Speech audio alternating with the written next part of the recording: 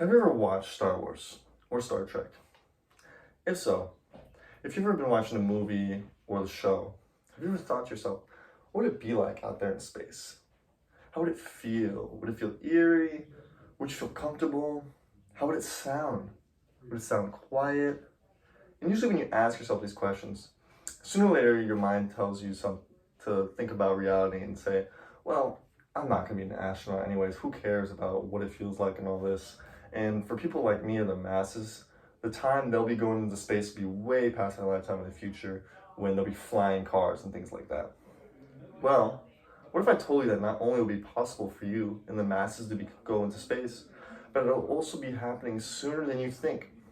And this brings up today's question of, is private spaceflight a viable option of exploration for consumers? Soon, it will be yes. Now, to support this answer, we're going to look at 3 different areas of analysis. The first one being the requirements.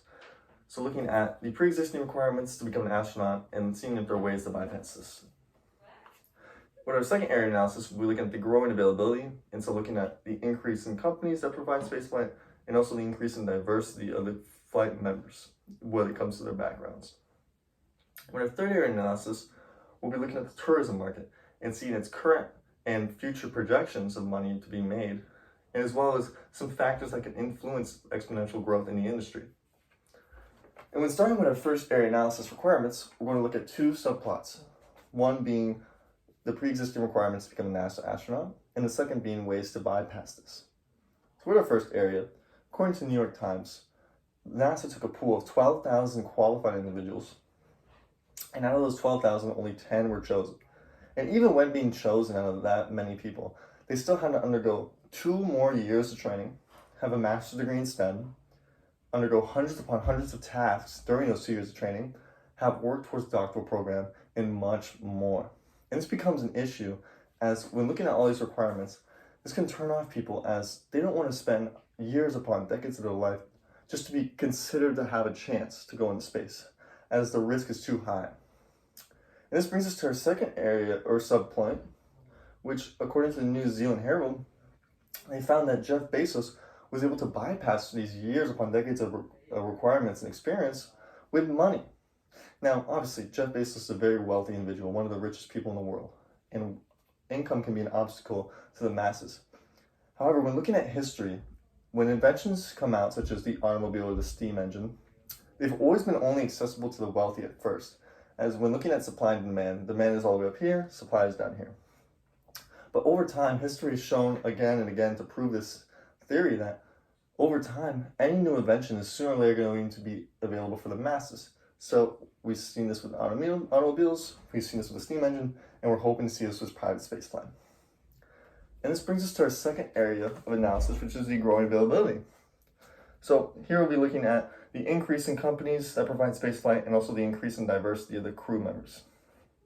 So with the first area, we see that according to St. Louis Post-Dispatch, there are multiple new companies being formed, some of them being Blue Origin by Jeff Bezos, Axiom Space by Peggy Whitson, who is a retired NASA astronaut, and SpaceX by Elon Musk.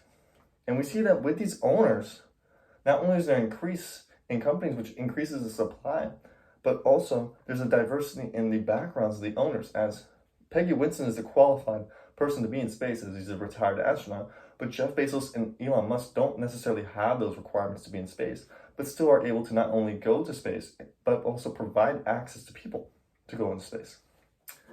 And looking at our second area analysis, when looking at the diversity in consumers, we see that with the post-media breaking news, they found that one of the flights ran by SpaceX had the space commander who was a high school dropout, the medical officer who was a cancer survivor, and one of the crew members who lucked their way into their seat because their friend dipped out.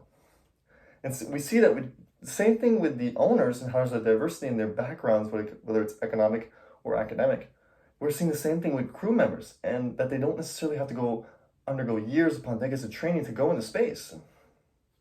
And this brings us to our third area analysis, which is the tourism market. And here we'll be looking at the current and future projections, and also looking at what are the factors that increase growth in this industry. And with our first subplot, according to the Western blogs, they found that in 2019, the space tourism market was valued around $550 million. And they're hoping, or they're projecting to see an increase to roughly $1 billion by 2024. And Bank of America is projecting that the global space economy will increase to a worth value or net value of roughly around $3 trillion by 2040.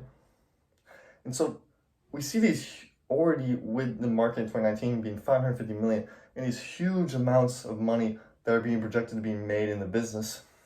There are also other factors that are increasing and pushing this money to be made. As with our second style point, we're looking at Thai News Service, and they're saying that two billionaires, Jeff Bezos and Richard Branson, are fighting and being competitive, with Richard trying to beat Jeff Bezos to space first. And when the public sees this competitiveness, they are not only exposed to more publicity towards the space tourism market, but there's also this growing nature and idea of competitiveness. I want to go to space first, I want to beat them. And this will only increase the value of space tourism, increase the supply, as more companies want to make more money, as more money is being able to be made in this current market.